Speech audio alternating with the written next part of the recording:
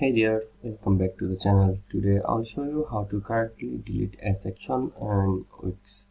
For this, first go to manage.wix.com and log into your account. After logging in, then select all sites and open your site.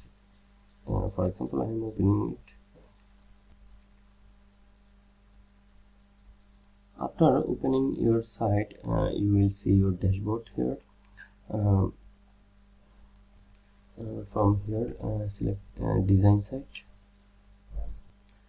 Now select the section which you want to delete. For example, I am selecting it. Then click right, do a right click. Then you will see an option delete. Just select it, and it will be deleted. Then just click on save, and it will be saved to your website. And that's how you can delete a section on Wix.